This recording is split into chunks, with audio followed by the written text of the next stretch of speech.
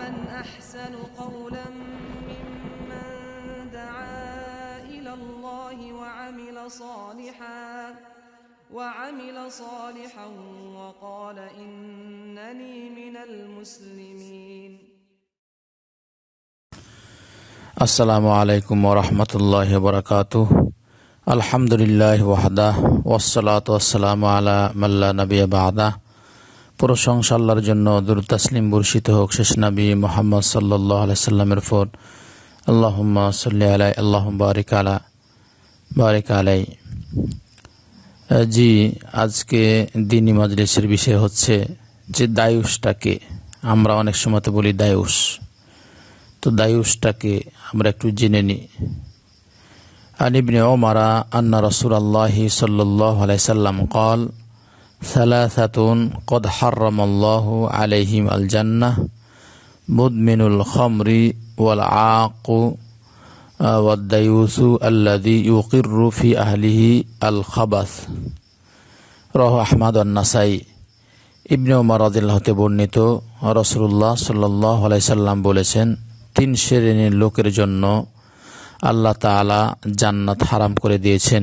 এক নম্বরে সর্বদা মদ্যপায়ী ব্যক্তি, দুই নম্বরে পিতামাতার অবাধ্য সন্তান, তিন নম্বরে দায়ুস পাপাচারী কাজে পরিবারকে বাধা দেয় না।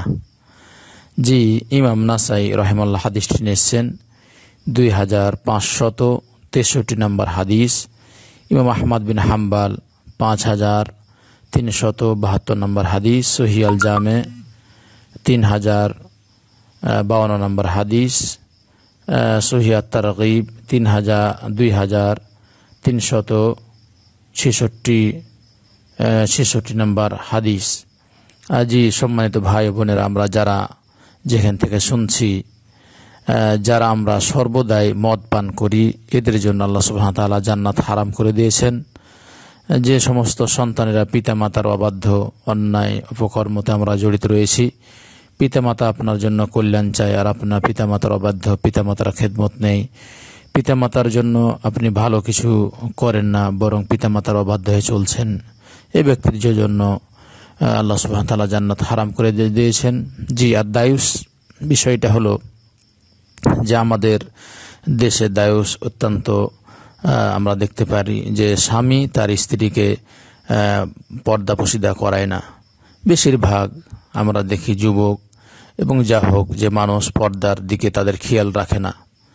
যারা তার স্ত্রীকে পাপ কাজে সাহায্য করছেন, মানে পর্দা করান না, দেখা যায় অনেকের স্ত্রী তার বন্ধু রয়েছে, তার স্বামীর বন্ধুদের সাথে কথা বলছে, ইচ্ছা মতো কথা বলছে, তাতে কোনো যায় আসে না, তাদের কাছে পর্দাপশিদা করে না, স্বামীও কোনো সময়তে বাধা দেয় না। তাহলে স্বামী দায়ুস, স্বামী তার স্ত্রীকে দেখছে কিন্তু কোনো সময়তে বাধা দেয় না, বরং পাপের কাজে সাহায্য করছে। পর্দাপশিদার সময় কোনো সময় বলে না, বরং অন্য পরপুরুষ আসলে তার সাথে কথা বলতে বলে। অনেকে আছে কথা যদি না বলে তাহলে তাকে বাধ্য করে কথা বলতে। তাই হে পুরুষ, যারা নিজেকে দায়ুস বলে পরিচয় দিচ্ছ, আল্লাহকে ভয় করো, পরকাল তোমার জন্য ভয় করছে। তাই মানুষের দুনিয়াবী জীবন অত্যন্ত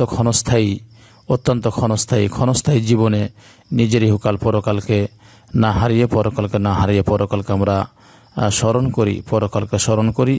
আল্লাহ রাসূল সাল্লাল্লাহু আলাইহি সাল্লাম হাদিসে তিনি বলছেন, মানুষকে 60 থেকে 70 বছর বয়স দেওয়া হয়েছে, এর বেশি নয়। আপনাকে আমাকে মৃত্যুবরণ করতে হবে। রাস্তা দিয়ে চলতে চলতে অনেক কবর আপনি দেখছেন, আপনাকে আমাকে সেই কবরে যেতে হবে, সেই কবরেই আপনার আমার স্থান রয়েছে। আপনি দুনিয়াতে জেনে রাখবেন, দুনিয়াটা আপনার জন্য কর্মের স্থান, দুনিয়া আপনার জন্য কর্মের স্থান। যেমন কর্ম আপনি করবেন তেমন ফল পাবেন, আর যেমন কর্ম তেমন ফল আমরা বলে থাকি বাংলা বাক্যে, যেমন কর্ম তেমন ফল। আমি যদি ভালো কর্ম করি, তাহলে দুনিয়াতে যদি আমরা পরীক্ষা দিতে বসেছি, দুনিয়াতে ভালো কাজ করলে পরকালে এর জন্য ভালো কিছু রয়েছে, পরকালে ফলাফল ভালো পাওয়া যাবে। আর যদি আমরা ভালো কাজ না করতে পারি, অন্য অপকর্ম করি, তাহলে আপনার জন্য আমার জন্য পরকাল অত্যন্ত ভয়াবহ, কঠিন ও জটিল। তাই ওসমান রাদিয়াল্লাহু তাআলা আনহু কে জিজ্ঞেস করা হয়েছিল, হে ওসমান, তুমি যখন তোমার কাছে যখন জান্নাত এবং জাহান্নামের কথা বলা হয় তখন তুমি কাঁদো না, অথচ কবরের কথা বলা হলে তুমি এত কাঁদো যে তোমার দাড়ি পর্যন্ত ভিজে যায়। উসমান রাদিয়াল্লাহু তাআলা আনহু তিনি বলেছিলেন যে কবর এমন একটা স্থান যে কবরে থেকে নাজাত পেয়ে যাবে তার বাকি জীবনগুলো সহজ হয়ে যাবে, আর যে ব্যক্তি কবর থেকে নাজাত পাবে না তার বাকি জীবন এবং তার হিসাব নিকাশ অত্যন্ত কঠিন ও জটিল হয়ে যাবে। তাই আমাদের আপনাকে আমাকে ভয় করতে হবে পরকালীন, যে আপনার কাছে মৃত্যু আসবে, আপনাকে মৃত্যুবরণ করতে হবে, আমাকে মৃত্যুবরণ করতে হবে। তাই যে কথাটা বললাম ইমাম তিরমিজি রাহিমাহুল্লাহ হাদিসটি নিয়ে এসেছেন। জি, তাই আমরা চিন্তা করব যারা বড় বড় অত্যাচারী এবং জালিম ছিল, যেমন ফেরাউন নিজেকে প্রভু দাবি করেছিল, তারপরও সে কিন্তু বাঁচতে পারে নাই, বরং তার লাশকে রাখা হয়েছে কিয়ামত পর্যন্ত। এভাবে আল্লাহ সুবহানাহু ওয়া তাআলা রেখেছেন যাতে এটা একটা নিদর্শন হয়, মানুষ যাদের তার থেকে শিক্ষা নেই, যে যারা গাদ্দারি করে, যারা অন্যায় অপকর্ম করে, অত্যাচার করে, তাদের অত্যাচারও চিরদিন থাকবে না। সেই যে হোক, আমি হই আর আপনি হই, যে হোক, যদি আমরা অন্যায় অত্যাচার করি, আমরা জুলুম করি, তাহলে জুলুম বেশি দিন টিকে না, সেই যে হোক। তাই আল্লাহকে আমরা ভয় করি। যারা মূলত যারা যে সমস্ত স্বামী নিজেকে দায়ুস বানাচ্ছেন যে আপনার স্ত্রীকে আপনি অন্যায় অপকর্ম লিপ্ত করছেন, অথচ সাহায্য করছেন এবং তাকে সেখান থেকে রক্ষা করেন না, কিয়ামতের দিন এর জন্য ভয়াবহ শাস্তি রয়েছে। আল্লাহ সুবহানাহু ওয়া তাআলা যেন আমাদেরকে পাপ কাজ অন্যায় অপকর্ম থেকে তিনি যেন রক্ষা করেন। ওয়া আখিরু দাওয়ানা আলহামদুলিল্লাহি রাব্বিল আলামিন। সুবহানাকাল্লাহুম্মা ওয়া বিহামদিকা আশহাদু আল্লা ইলাহা ইল্লা আনতা আস্তাগফিরুকা ওয়া আতুবু ইলাইক।